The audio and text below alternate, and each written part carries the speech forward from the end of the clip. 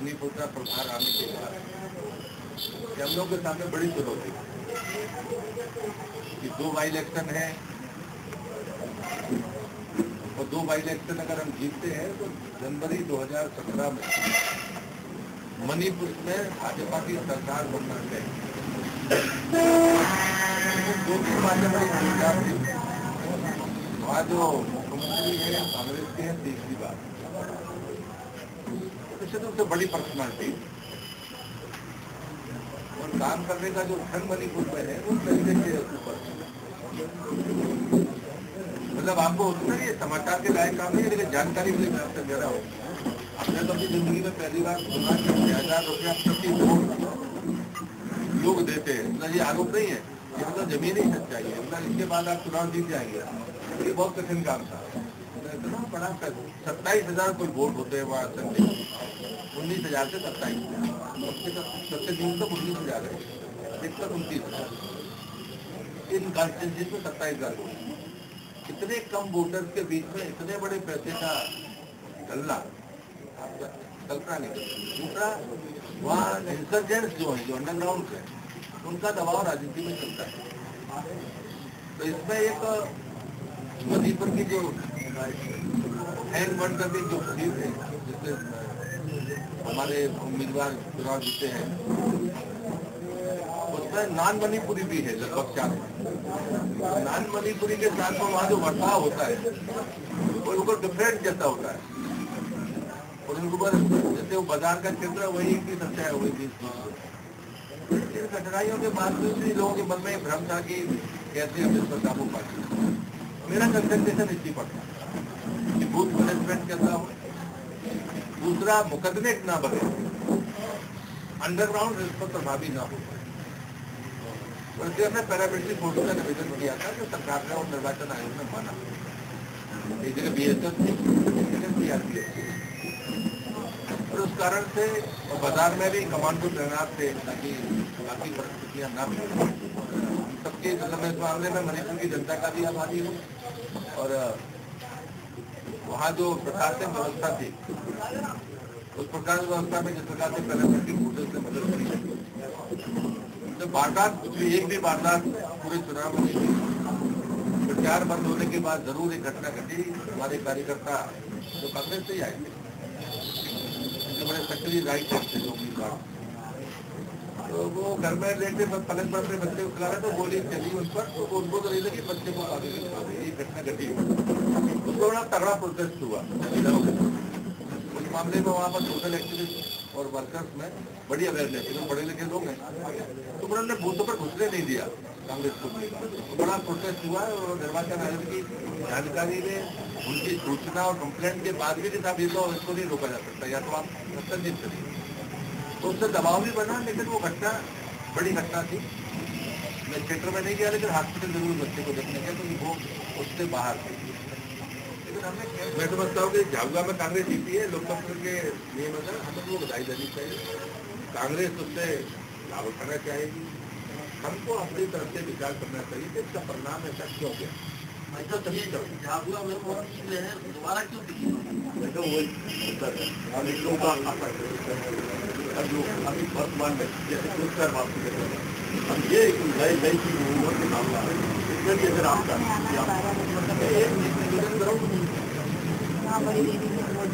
आजाद हुआ था दिलीप कुमार को अपना नाम दिलीप कुमार, एक मिनट, जितने भी फिल्म एक्टर थे जो मुसलमान थे, सीधे सबने अपना नाम बदल के हिंदू रखा। तब तो हम धर्मनिरपेक्षता की झंडा बरदार थे। आज वर्तमान में जो शुद्ध अपना नाम लिख रहे थे, और वही सबसे बड़े स्टाफ के जिम्मेदार, उस समय तो इतना था कि जो मुसलमान के नाम पे फिल्म नहीं लिखता था, और वो धर्मनिरपेक्ष थे। हम पर आरोप लग रहे हैं, ये बात पार्लियामेंट में कहने वाला हूँ। जो अब वो आपने छेड़ दिया, नहीं यहाँ बोल गया, ये पार्लियामेंट में कहने वाला हूँ। ये जो कहते हैं ये शुद्ध विचारधारा का संदर्भ है। वामपंथियों ने जिस प्रकार से साहित्य के क्षेत्रों में, पत्रकारिता के क्षेत्रों में और कला के क्षेत्रों में अपना एक अधिकार स्थापित करके वैचारिक अभियान चलाया था। वो संघर्ष सिर्फ और सिर्फ भारतीय संस्कृतिवादी हमारी विचारधारा थी। कांग्रेस के पास कभी कांग्रेस जिस विचारधारा को हम मानते हैं, कांग्रेस भी कभी गांधी जब जिंदा थे तो वही बात करते थे, लेकिन हम उसके लिए सांप्रदायिक हो जाते हैं, गांधी नहीं होते, कांग्रेस नहीं होती। कांग्रेस भी जब कभी मुस्लिम लीग की तरह बात करती है तो वो सांप्रदायिक नहीं होती है, क्योंकि मुसलमानों की बात करती है। ये नहीं हो सकता। तो ये संघर्ष तो वास्तव में दो विचारधारा होता है, जो वामपंथी विचारधारा है और हमारी अपनी विचारधारा, इसके बीच का संघर्ष है। और आपको स्मरण हो तो डॉक्टर जोशी के समय भी ये अभियान शुरू हुआ, तो डॉक्टर जोशी एचआरडी मिनिस्टर थे, तब भी हुआ। इसको उचित दृष्टि से देखना चाहिए। आप सब प्रबुद्ध लोग हैं, ऐसा तो है नहीं है कि आप नहीं समझते हैं मेरे कहने से आप मान जाएंगे। तो ये जो सारी बहस है, ये सिर्फ चुनाव को प्रभावित करने की बहस है। बिहार चुनाव में और बिहार में इसका असर हो सकता था और हुआ, तो हालात जैसा नहीं कि उसी कारण हम चुनाव हार गए, लेकिन एक पक्ष ये भी है। तो पोलराइजेशन करने के लिए अगर आपने कोई प्रोपेगेंडा किया और वो सफल हो गया, तो उस बीच में तो आप सफाई नहीं दे सकते। तो मुझे लगता है ये सब चुनावी एजेंडा था। अन्यथा मैंने जो बात कही है वो शायद आपको विचार करने के लिए मजबूर करेगी। साहब आपने जो बोला दिलीप कुमार वाली, तो दिलीप कुमार को, हिंदुस्तान को दिलीप कुमार नाम किसने दिया? मुझे नहीं मालूम। ये द्वारका प्रसाद मिश्र जी ने दिया। जब वो फिल्म में गुप्त जी थे, इन्होंने ही ईश्वर कुमार का नाम बदल के दिलीप कुमार रखा था। उसने खुद नहीं पता। ये फिल्म इंडस्ट्री में आना थोड़ा सा आपका इंटरेस्ट पैदा बॉलीवुड का, तो आप देखेंगे तो दिलीप कुमार ने अपना खुद नहीं बदला, बल्कि फिल्म में जब उनको रखा गया तो क्या इनका नाम अब क्या रखा जाए, तो क्या इनका नाम दिलीप कुमार। 2-3 नाम थे जिसमें दिलीप कुमार नाम जो था वो उसको सिलेक्ट किया। जब पहले फ्लॉप हो गई फिल्म में, हाँ ठीक है, ठीक है ना,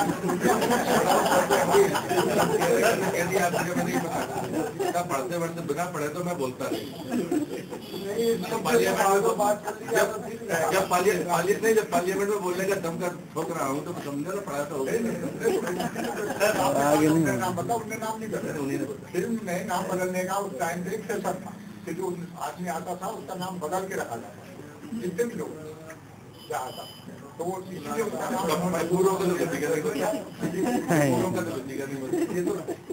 पृथ्वीराज कपूर से लेकर जितने रहे उनमें तो किसी का नहीं बदला। और उस टाइम जो लोग थे किशोर कुमार के पूरे खानदान का नाम कभी नहीं बदला। खानदान का नाम क्या रहता है? अब उसको राष्ट्रीय मुद्दों से थोड़ा सा लोकल मुद्दे पे हम आने। नगर पालिका चुनाव जब हुए थे तो समूह के स्तर पर माना जाए तो ऊपर से लेके नीचे तक बीजेपी हो गई थी, तो एक बूम आई थी। नगर उस समय तो इतना था कि मुसलमान के नाम पे फिल्म नहीं था और वो धर्मनिरपेक्ष थे। हम पर आरोप लग रहे हैं। ये बात वो पार्लियामेंट में कहने वाला हूँ, जो अब वो आपने छेड़ दिया इसलिए यहाँ बोल गया, मुझे पार्लियामेंट में छेड़ने वाला हूँ। ये जो कहते हैं ये शुद्ध विचारधारा का संघर्ष है। वामपंथियों ने जिस प्रकार से साहित्य के क्षेत्रों में, पत्रकारिता के क्षेत्रों में और कला के क्षेत्रों में अपना एक अधिकार स्थापित करके वैचारिक अभियान चलाया था, वो संघर्ष सिर्फ और सिर्फ भारतीय संस्कृतिवादी हमारी विचारधारा थी। कांग्रेस के पास कभी कांग्रेस जिस विचारधारा को हम मानते हैं, कांग्रेस भी कभी गांधी जब जिंदा थे तो वही बात करते थे, लेकिन हम उसके लिए सांप्रदायिक हो जाते हैं, गांधी नहीं होते, कांग्रेस नहीं होती। कांग्रेस भी जब कभी मुस्लिम लीग की तरह बात करती है तो वो सांप्रदायिक नहीं होती है, क्योंकि मुसलमानों की बात करती है। ये नहीं हो सकता। तो ये संघर्ष तो वास्तव में दो विचारधारा होता है, जो वामपंथी विचारधारा है और हमारी अपनी विचारधारा, इसके बीच का संघर्ष है। और आपको स्मरण हो तो डॉक्टर जोशी के समय भी ये अभियान शुरू हुआ, तो डॉक्टर जोशी एचआरडी मिनिस्टर थे, तब भी हुआ। इसको उचित दृष्टि से देखना चाहिए। आप सब प्रबुद्ध लोग हैं, ऐसा तो है नहीं है कि आप नहीं समझते हैं मेरे कहने से आप मान जाएंगे। तो ये जो सारी बहस है, ये सिर्फ चुनाव को प्रभावित करने की बहस है। बिहार चुनाव में और बिहार में इसका असर हो सकता था और हुआ, तो हालात जैसा नहीं कि उसी कारण हम चुनाव हार गए, लेकिन एक पक्ष ये भी है। तो पोलराइजेशन करने के लिए अगर आपने कोई प्रोपेगेंडा किया और वो सफल हो गया, तो उस बीच में तो आप सफाई नहीं दे सकते। तो मुझे लगता है ये सब चुनावी एजेंडा था। अन्यथा मैंने जो बात कही है वो शायद आपको विचार करने के लिए मजबूर करेगी। साहब आपने जो बोला दिलीप कुमार वाली, तो तो दिलीप कुमार को, यूसुफ खान को दिलीप कुमार नाम किसने दिया? ये द्वारका प्रसाद मिश्र जी ने दिया। जब वो फिल्म में गुप्त जी थे, इन्होंने ही यूसुफ कुमार का नाम पकड़ के दिलीप कुमार रखा था, उसने खुद नहीं पता। ये फिल्म इंडस्ट्री में आने थोड़ा सा आता इंटरेस्ट पैदा बॉलीवुड का, तो आप देखेंगे तो दिलीप कुमार ने अपना नाम खुद नहीं बदला, बल्कि फिल्म में जब उनको रखा गया तो कहा इनका नाम अब क्या रखा जाए, तो कहा इनका नाम दिलीप कुमार। 2-3 नाम थे जिसमें दिलीप कुमार नाम वो सिलेक्ट किया। जब पहले फ्लॉप हो गई फिल्म में, हाँ ठीक है, ठीक है ना। यदि आप मुझे नहीं पता पढ़ते पढ़ते बिना पढ़े तो मैं बोलता नहीं। जब पार्लियामेंट में बोलने का दम कर ठोक रहा हूँ तो समझो ना, पढ़ा तो नाम बता, उनने नाम नहीं बदला। फिल्म में नाम बदलने का उस टाइम पे एक सेशन था कि जो आदमी आता था उसका नाम बदल के रखा जाता, जितने भी लोग क्या आता, तो वो इसलिए उसका नाम पूरों का तो पृथ्वीराज कपूर से लेकर जितने रहे उनमें तो किसी का नहीं बदला।